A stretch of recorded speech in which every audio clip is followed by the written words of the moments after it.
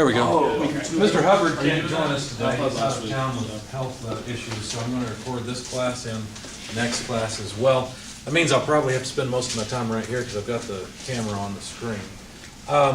There were some questions about the case study. I thought we had talked about the case study. Apparently we did not. So I posted the case study. It's really not all that bad, but I want to go through it with you and explain it in a little more detail. I've asked those of you that asked me about it earlier, I've asked you to read it, so hopefully you're a bit more familiar with it now. I do have it set for a due date of Thursday, so I do want you guys to work on it and get it done by then. It's really not all that bad. It's from my own experience at Grody. And here's the questions you have to answer. The information is that you need in order to answer the questions is in the heat tunnel case study. And really most of the questions are already pretty much answered in this document. This has to do with the heat tunnel that I specified while I worked at Grody. It was for the laminator that we built. And from the, walking out of the view of the camera, I've got to stay over here in a box. Okay, anyway, while I was there I specified a heat tunnel for the laminator we built and had to figure out the power requirements and so on, and I specified such a high power requirement that when we got the thing, they look kind of like this. They got a box on the top with heating elements in them. They just take and blow air through that box and then blow the hot air into the tunnel. What you can do is you can shrink wrap. If you ever see water bottles that shrink, they've gone through a heat tunnel at some point.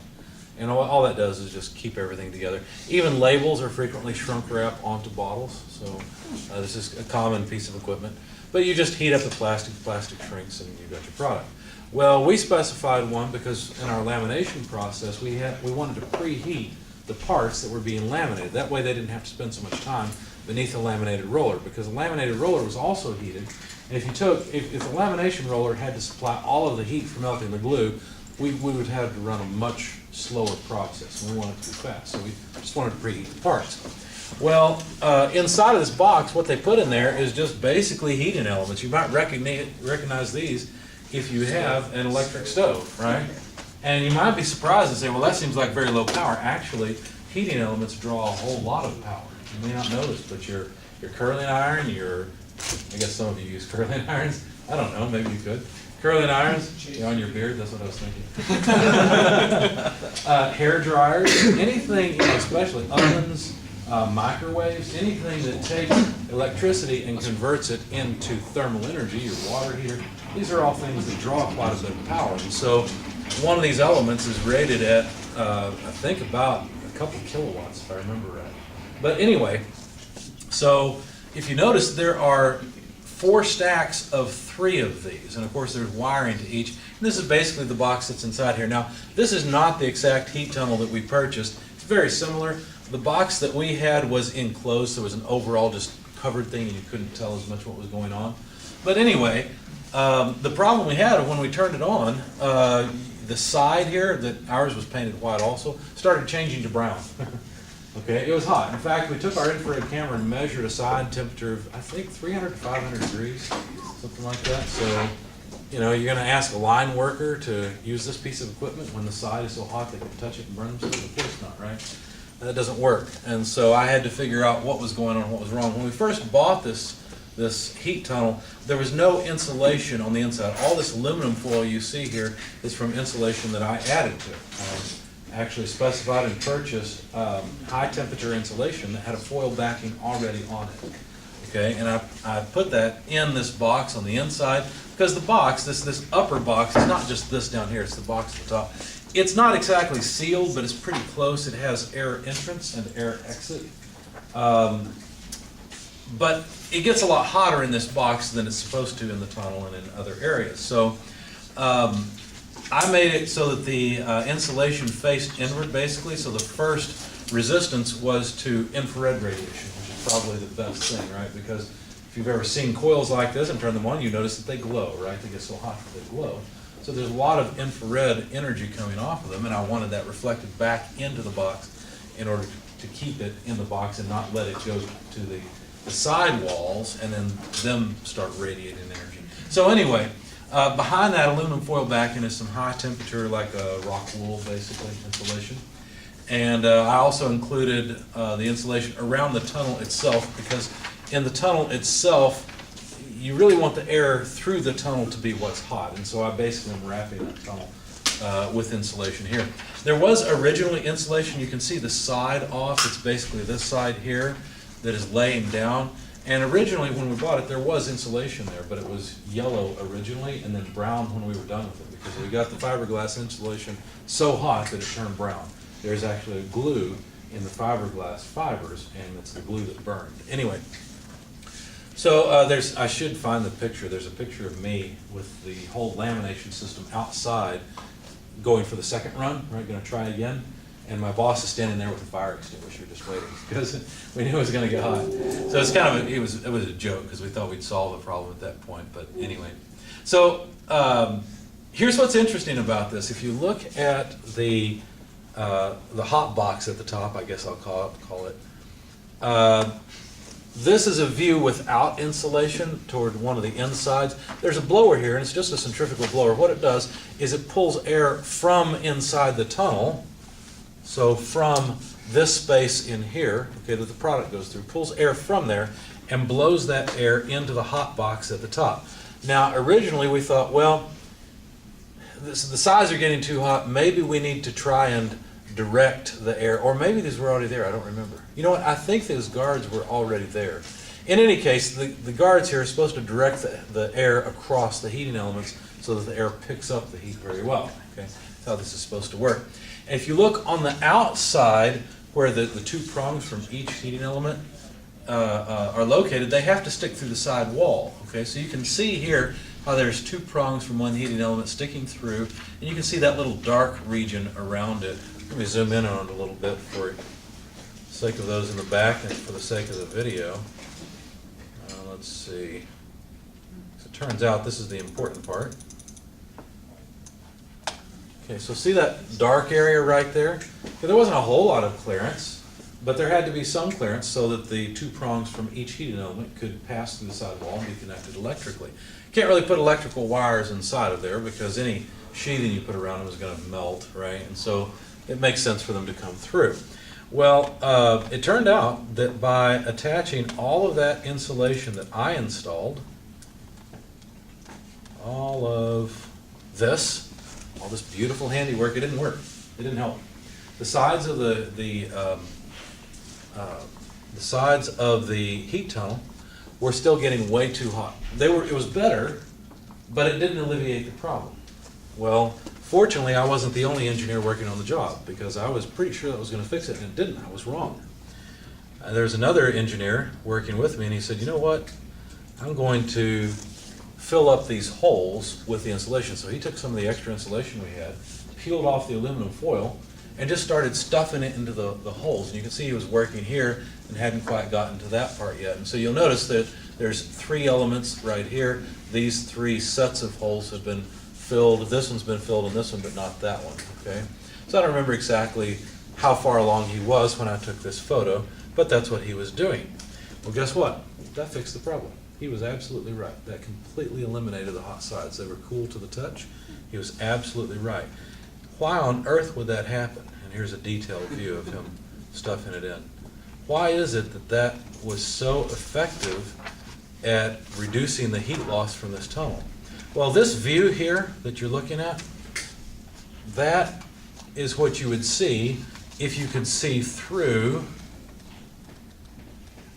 the side right here, because those heating elements in our system, which are actually up here, the side went all the way up, and so if you could see through, you would see where the heating elements were located. And it's the side right behind the heating elements that was getting so hot. So what do you suppose was happening there? There are only three suspects in this murder mystery case, right, which is too much heat, right, on the sides. There's only convection, conduction, and radiation, because that's the only way, those are the only ways you can transfer heat, right? So what was transferring heat to the sidewall of the heat tunnel? I hear some people say convection. Anyone want to vote for conduction? About radiation? Well, convection it is. In fact, it's forced convection, because remember I said there was a fan blowing air into that box. So basically that box was pressurized. The air was escaping past the burners out the small clearance holes, going directly to the side and heating the heck out of it. I was amazed. And it gave me an appreciation for how effective convective heat transfer can be. In fact, in your house, Have you ever heard that it's really not important how much insulation you have in your house? What matters is how well sealed your home is. It's actually very true. If you add up all of the area, okay, all the area that's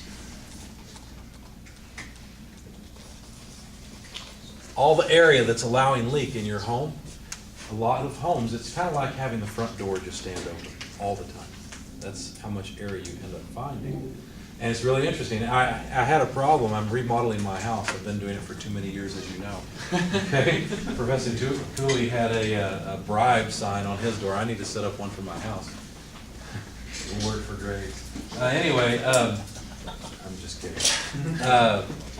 Anyway, it was interesting because there's this one bathroom I've been working on for several years now, and it was getting really cold in that bathroom. I thought, what the heck is going on? Well, right now there's an outside wall. Okay, and eventually I'm going to add on a nice bedroom beyond this bathroom, but that's in the future. So right now there's this outside wall. I thought, man, it just feels cold in here. So I took some incense. I usually don't burn incense. I'm not that kind of guy. I'm just not really a big incense guy. Okay, if you are, that's fine. I'm just not. Okay, I don't like the smell of it. But I lit some up anyway.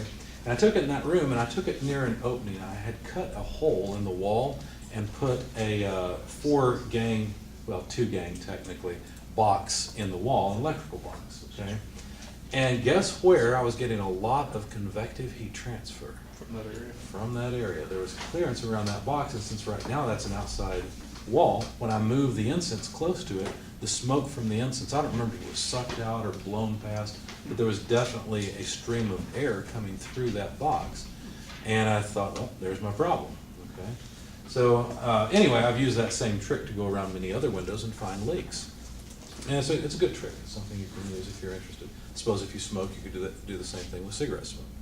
You just need some sort of smoke to do it. Anyway, so what were the questions? Answer the following questions in executive summary format and explain all of your answers. Why did the team choose high temperature insulation? What do you think? So it Normal melts. insulation in your house, I don't think it handles the 300. And that's basically what we had, right? And that other insulation had already discolored. Okay? Wish I had a picture of that, but I don't. Why did the team use insulation with a thin aluminum foil backing? Now understand that came as one product, right? You could pull the aluminum foil off the back if you wanted, but it came with the high temperature insulation. It was about 1 inch thick and aluminum foil essentially on the back side. Why did we choose something with that backing? To reflect the infrared. Reflect infrared, and therefore to resist infrared transfer or radiation transfer of heat. Okay, that's why. What modes of heat transfer was the aluminum mode or modes was the heat of heat transfer was the aluminum foil supposed to resist? Oh, you just answered it. Radiation, right? That's what it was there to resist. What mode or modes of heat transfer was the high temperature insulation itself? In other words, the expanded fibers. What were they supposed to resist? Convection. Convection, that's right. That's what they were supposed to resist. Notice the problem was still convection because there were significant holes in it, right? So I had to make holes to go around the burners. And you can imagine I was pretty generous with the holes around the elements because the elements, yeah, it shouldn't matter, right? I shouldn't have to worry too much about aluminum foil touching the outside of it. But the burners do get very hot, and if there was ever an electrical problem, it could possibly short out, right? Of course, we'd have other problems if the surface of the burners were electrified, but I didn't want it to be my fault. Okay, question 5. While the initial efforts helped, in other words, adding insulation initially helped, why did the team's efforts fail to completely resolve the issue the first time? I should take out team and say, why did CISC's efforts fail? 'Cause that's basically what it was. Fortunately, it was the team that saved me. Because you forgot about that there's heat loss through that. That's right. Okay, so it did not resist all the modes of heat transfer. So what mode of heat transfer was ultimately at the heart of the problem? So convection. It was convection, right? Okay, what does this case study teach you about heat loss from heated spaces? Pay attention to the small Convection's holes. really important. Convection is very important. That's right. Now, if you start to talk about really, really high temperatures, talking about melting steel, those kinds of temperatures, then radiation becomes very important. That's more of the dominant mode. But anyway, okay, based on your answer to question 7, what's the best way to reduce heat loss and gain in your home? Fill up every gap. Fill up every gap. That's right. That's the best way to do it. It's the first thing to do. In fact, I told you guys about the house doctors, and what they would do is go into the attic and seal the attic. Why would they go to the attic? Why not the walls? Hot air. Heat doesn't rise. Let's correct that. Hot air is buoyant, right? Okay, you can prevent hot air from rising by just putting insulation, right? But warm air is more buoyant than cold air. Okay, so that's why. Anyway, so what do I want you to do? Well, you guys know me, I don't like grading writing. The reason I don't like to grade writing is because I don't consider myself a particularly good writer. And so I don't really know what to tell you to do. However, every once in a while I have to include it in my courses, and so this is a place where you have to write something for me. Okay, you have to write up your results, the answers to the questions, essentially in executive summary format. Now, I did not write this document. This is an executive summary style guide in executive summary format. Okay, it was written by this gentleman. I don't know how to pronounce his last name. He's a professor at another university. I requested his permission because I found it online. He said, yes, you're welcome to use it. This is really, really nice. I like it. So basically, this is an executive summary about how to make an executive summary. Okay? So anyway, you can look through this and read it. You typically don't, in an executive summary, you use bullet points, you use lists of things. This is the perfect engineer's document, right? Because as engineers, we like to just summarize and that's it. We don't like writing multiple paragraphs usually, okay? You can, and I would suggest that you do include a couple of paragraphs to explain what's going on and what your results are, basically what you're doing here with this document. But the idea of this is that you should be able to give this to the president of the company. They have no idea what the project's about, and they can see why it's important to the company. That makes sense? They can see what the results are and see what's important. Yeah. You give this to Cooley, because I don't think he understands what executive report is. I think there is probably a variation from company president to company president about what a good executive summary is. I would be glad to share it with him, and I will. However, I'm not sure what it says. Does it? Okay. All right. Well, in any case, yeah, he'll ask which one. Just say, tell him I did it. Okay. Tell him I did it, he'll be okay. I'll take the blame. All right, so anyway, use this document sort of as a template and just fill it in with your answers, okay? And a little bit of information about what the problem was, how it was solved, because that's what the president wants to hear, right? The president does not want you to bring them problems. They want you to bring them solutions, right? Here was the problem, we fixed it, you don't have to worry about it. Great, okay, that's what they want. All right, anyway. So that's what I want you to do. It is due end of the day after next class, so Thursday. At 11:59, you can upload that on Blackboard. This is the assignment. You can simply click on it and attach files to it. Of course, when I click on it as the instructor, it behaves a little bit differently. But you'll be well, no, I guess not. So you can view the rubric and what sorts of things that I look at here. It's probably a good point now to go through a writing lecture that I gave. How many people? Well, none of you are in 102 with me, are you? Okay, perfect. Well, then I won't be repeating myself. Let me go through a writing lecture that I made. It's got some simple things in it, but you won't understand what I'm talking about here. This will take us a bit of time, but I think it's worthwhile. One more thing, though, before we go through that. Quizzes, I do have the quiz from Chapter 8 posted finally, so you can go through that as well. And I've set its due date for, from Chapter 9. I've set its due date also for the 8th, okay?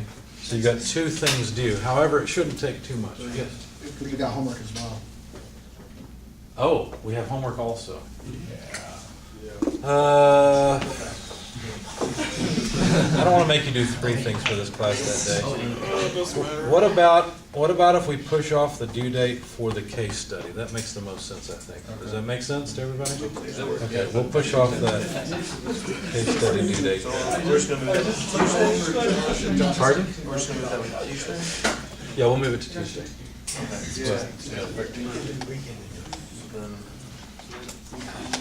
Yeah, you're right. I've got 3 things there, don't I? Okay, so if we push the heat tunnel case study to Thursday the 13th, we should be okay. So we've got a homework set from chapter. You know what? If we're going to do that, then there's no need for me to go through the writing lecture yet. I'll put it on Blackboard and I'll go through it next time. And that way, because if you're going to have homework from Chapter 13, we need to finish off Chapter 13 today. Okay, finish off example problems and so on. All right, that'll work.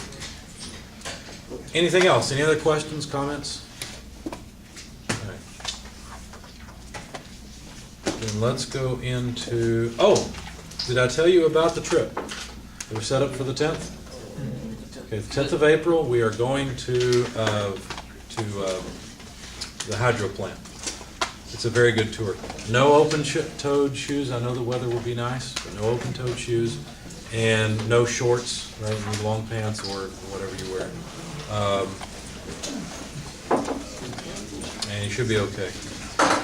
All right, heat exchangers. Let's get into the heat exchanger presentation. Let's see, what have we done so far? Have we worked any example problems? I don't believe we have. I don't think we're at a point yet where we can.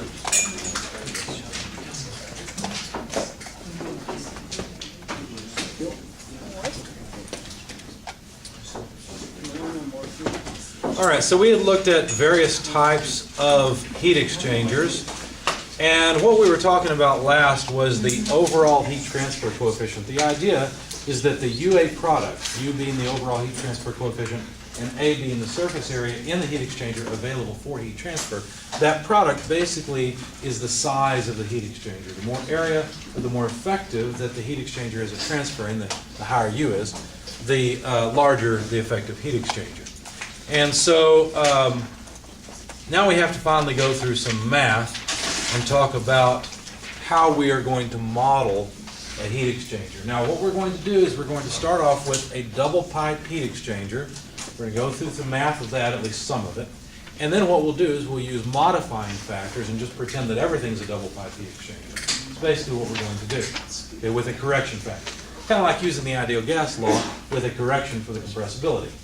Okay, remember that? I'm trying to forget it, right? Anyway, so if you look at a double pipe heat exchanger where you've got a hot fluid flowing through the center and a cold fluid flowing through what is essentially the shell side, along the length of the heat exchanger, you could measure the temperature of the hot fluid, for example, and you would see the hot fluid temperature dropping as you move along the length of the heat exchanger.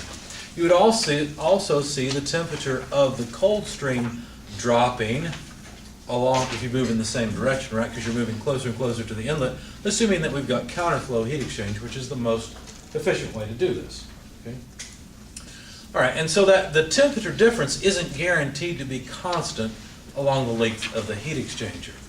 Now, let's look and see what we've got so far. Pardon me. If we consider just the hot stream, which goes from a temperature T sub H in to a lower temperature T sub H out, we can talk about the heat transfer rate coming out of the hot stream, right?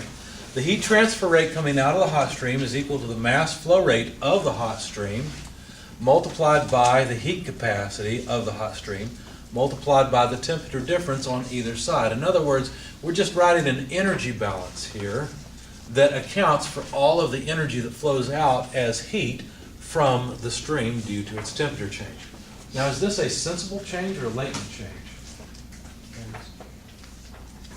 Well, the way I've presented it, it doesn't depend. It's a sensible, right? Because we've said there is a temperature change. A latent change occurs when there's no change in temperature because there's a phase change going on.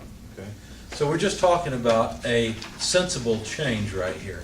If we include a boiling or a condensing process, then we have to change our energy balance. But we'll see that a little bit later. So basically all this does is it accounts for the rate at which heat is flowing out of the stream due to the stream flowing through this and going from a temperature TH in to a different temperature TH out. Does that make sense? With me so far? Okay, so that's how we can talk about the heat transfer rate out of the hot fluid. We can do the same thing on the cold side and calculate the rate of heat transfer into the cold stream based on its temperature change and flow rate.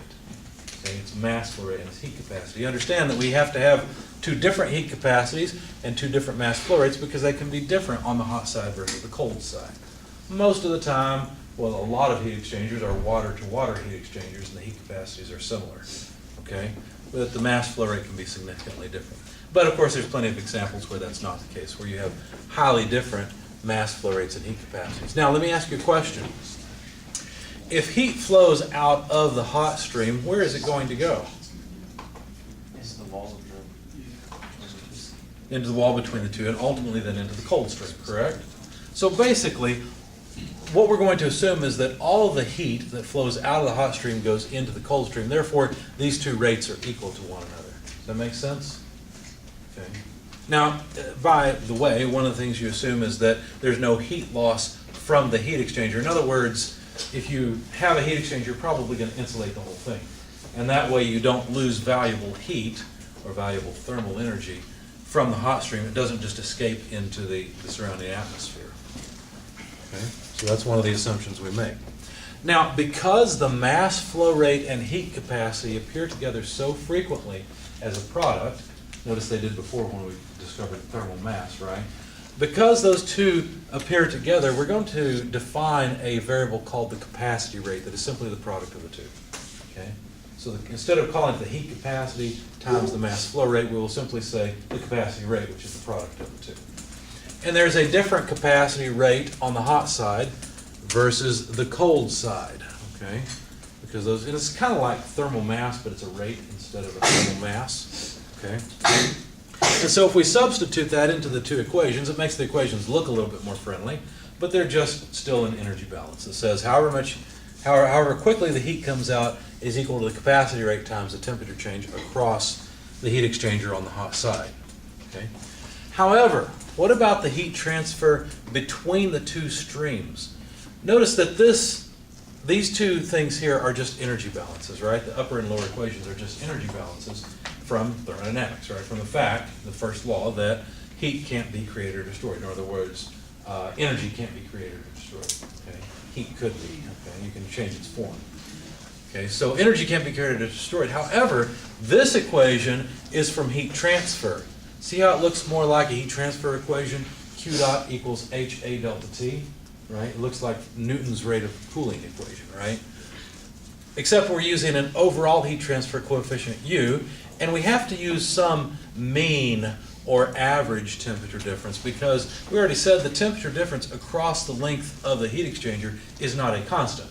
So we have to somehow either integrate or do something here so that we just use one delta T and not a bunch of different ones. Okay?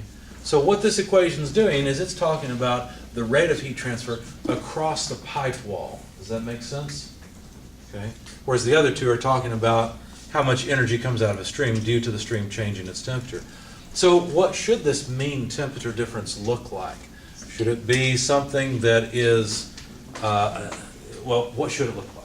Well, you can go through and look in the book if you wish at the derivation on page 717 of how this is done.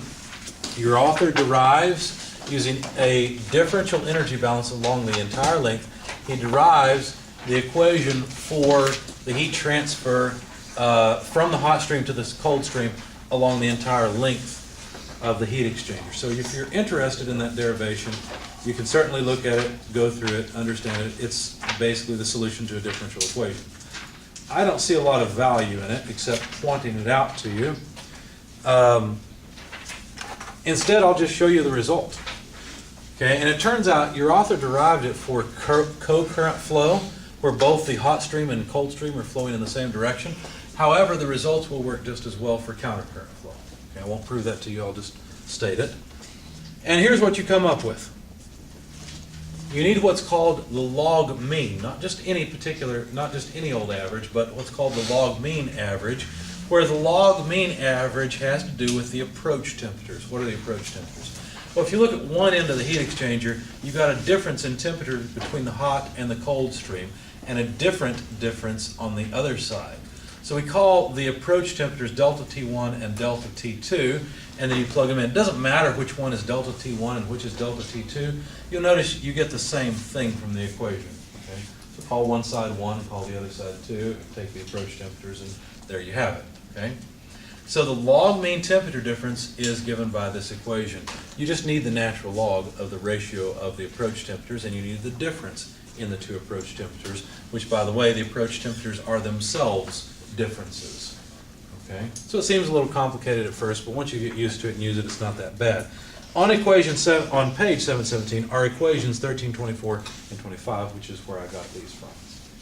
Okay? Those are the important equations from this. Okay? So for the approach temperature for a co-current flow, you take the temperature of the hot stream in minus the temperature of the cold stream in. On the other side, the other approach temperature is the temperature of the hot stream out minus the temperature of the cold stream out. And you'll notice over in the figure 1315, that your author has exactly this. It is worth highlighting those approach temperatures so you remember how to calculate them. So I would suggest highlighting the equations for delta T1 and 2 for parallel flow or co-current flow, and the equations for the approach temperatures for counter flow, or there's another name for it, I can't think of what it's called. Okay. I would suggest highlighting those so you know how to come up with the approach temperatures on the heat exchanger. Page 717. Questions so far? Any problems? So the derivation is nice to know, but this is what you need to know.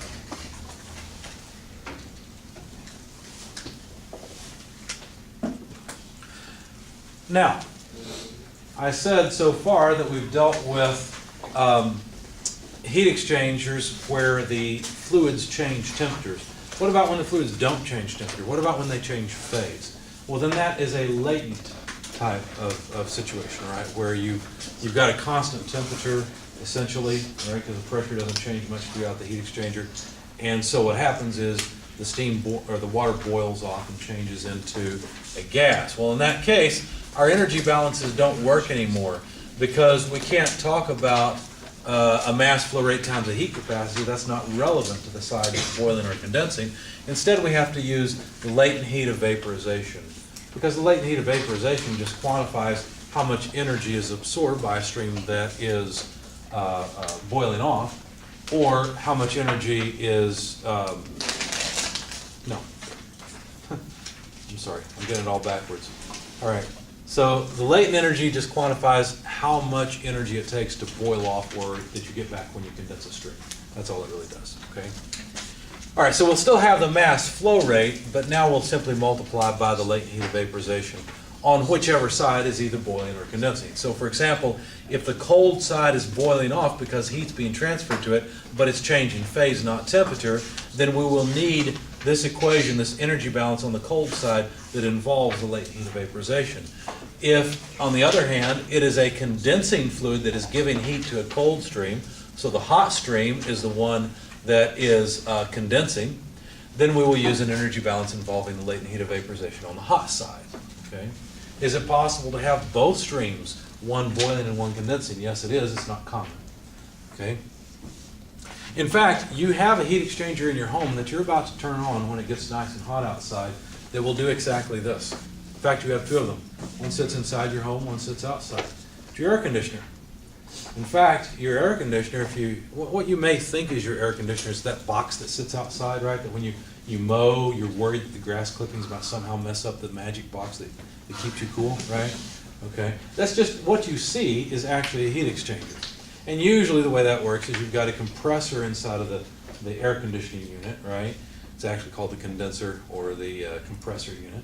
Okay, you've got a compressor in there, you've got a heat exchanger, and you have some other piping and some other things in it. You've got a fan to draw air across the heat exchanger. However, the refrigerant inside of that heat exchanger, what it's doing is it's actually being boiled off. Okay? Is that right? No, I'm wrong. Let me think.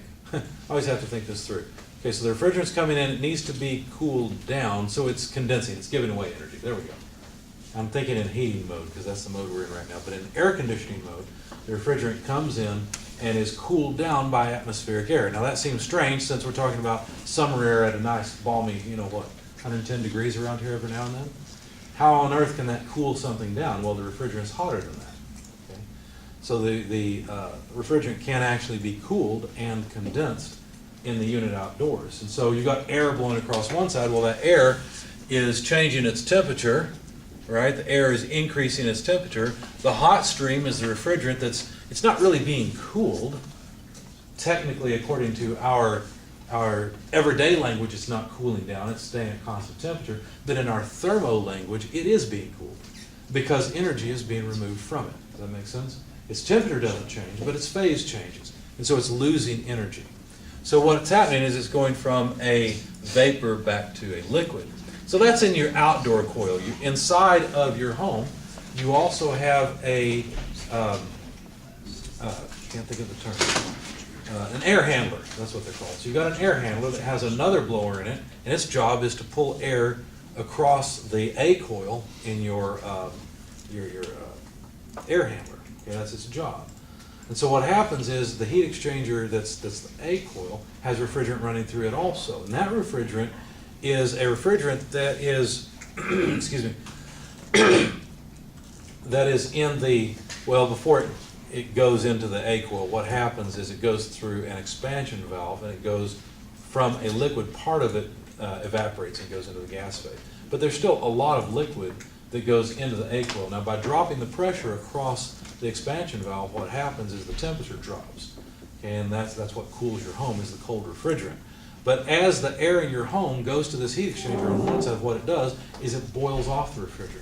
Okay, so the refrigerant then is the boiling stream, and then the hot stream is the air from your home being cooled down because of this boiling refrigerant. Okay. Does it seem strange that you can cool something by boiling something else? Not really, right? Because what are you doing with your, imagine with me, we'll do an experiment in our minds, right? We'll take a pan, fill it with water, set it on the stove, and turn the heat on. We're boiling water. Another way to say that is we're cooling the flame, right? That's basically what you're doing. You're extracting energy from the flame. All right. So anyway, now if we don't have a shell and tube heat exchanger, or excuse me, or a double pipe heat exchanger, then we have to modify our equations just a little bit. In fact, equations 1324 and 1325 are only good for double pipe heat exchangers. That's all they're good for. Okay? So why do we go through all that? Because there's no place in industry where we use double pipe heat exchangers. Well, it's because we get to modify that a little bit in order to deal with other types of heat exchangers. But before we get into this, let's see if I have an example problem to work for you. Let's see, heat exchangers.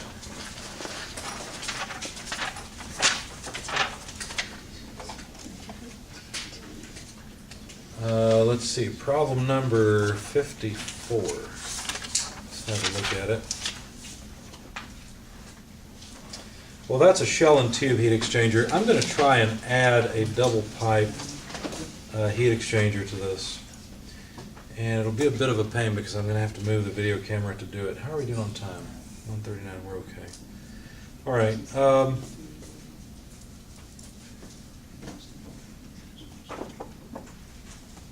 Here's one. Problem 39 deals with a double pipe heat exchanger. Give me just a moment. I'm going to move the camera over so that I can record this because I've not recorded it before.